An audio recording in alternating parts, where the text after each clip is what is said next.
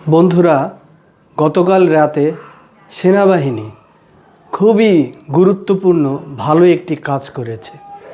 একটি অভিযান চালিয়ে 1100 এর অধিক অস্ত্র, দেশীয় অস্ত্র, ধারালো চাপাতি, চাইনিজ কুড়াল, ছুরি আরও বিভিন্ন ধরনের দেশীয় অস্ত্র উদ্ধার করেছে নিউ মার্কেট এলাকা থেকে। গোপন সংবাদের ভিত্তিতে সেনাবাহিনী যে সোহরাওয়ার্দী মেডিকেল কলেজ অঞ্চলের যে টিমটি রয়েছিল তারা অভিযান চালিয়ে নিউ মার্কেট এলাকা থেকে দুটি গুদাম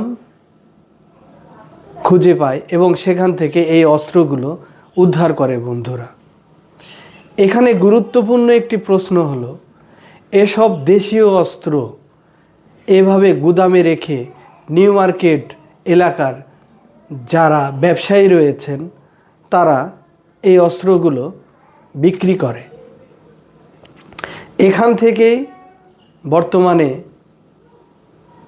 যারা উগ্র তরুণ যুবক রয়েছে এই অস্ত্রগুলো কিনে ছিনতাই, রাহাজানি, চুরি, ডাকাতির কাজে ব্যবহার করছে। বন্ধুরা, আগে আমরা দেখতে পেতাম যে ডাকাতি, ছিনতাই, চুরি এগুলো রাতের বেলাতে হতো, কিন্তু বর্তমানে দেশের সামগ্রিক অবস্থা এমনই খারাপ, নিরাপত্তা ব্যবস্থা এতটাই ভঙ্গুর যে দিনের বেলাতেই চুরি, ডাকাতি, ছিনতাই, রাহাজানি যে কোনো ধরনের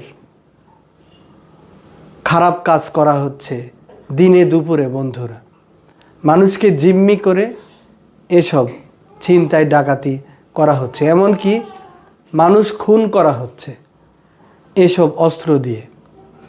সেনাবাহিনী কিন্তু একেবারে গোড়াতে হাত দিয়েছে, এসব দেশীয় অস্ত্রের উৎস যেখানে সেখানে হাত দিয়েছে। কিন্তু আপনারা জানেন বন্ধুরা, এই কাজটি কিন্তু সেনাবাহিনীর নয়, এটি একটি পুলিশিং কাজ বলা যায়। পুলিশ তাদের টিম তৈরি করে বিভিন্ন গোপন অনুসন্ধান চালিয়ে তারা এসব দেশীয় অস্ত্র কিন্তু উদ্ধার করতে পারে। কারণ রাজধানীতে নিউ মার্কেটের মতো এলাকায় নাকের ডগায় বসে এসব অস্ত্রের গুদাম তৈরি করা হয়েছে এবং শোনা যাচ্ছে যে এখান থেকে অস্ত্র বিক্রি করা হয় এবং ভাড়াও দেওয়া হয়। অর্থাৎ যাদের এই অস্ত্রগুলো রাখার জায়গা নেই তারা এখান থেকে ভাড়া নিয়ে বিভিন্ন খারাপ কাজ কমপ্লিট করে এবং সেসব কাজ শেষ হয়ে গেলে এই অস্ত্রগুলো আবার ভাড়া পরিশোধ করে অস্ত্রের মালিককে ফেরত দিয়ে দেয়। এইভাবে বর্তমানে অস্ত্রের ব্যবসা বা একটি প্রসার ঘটেছে। বন্ধুরা, যেখানে সেনাবাহিনী উদ্ধার অভিযান চালিয়ে এই 1100 অস্ত্র উদ্ধার করলো। বন্ধুরা, আপনারা জানেন যে নির্বাচন কমিশন বলেছে যে সেপ্টেম্বরের মধ্যেই নির্বাচনের সব প্রস্তুতি শেষ করে ফেব্রুয়ারিতে নির্বাচন করার একটি পরিকল্পনা রয়েছে সরকারের।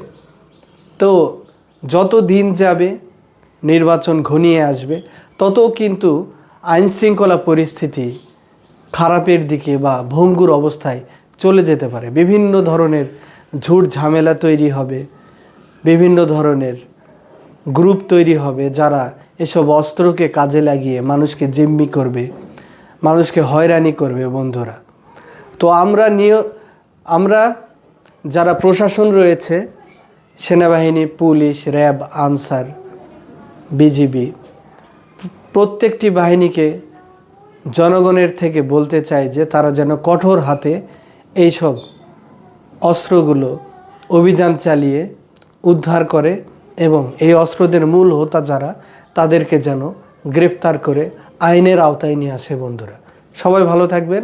আসসালামু আলাইকুম।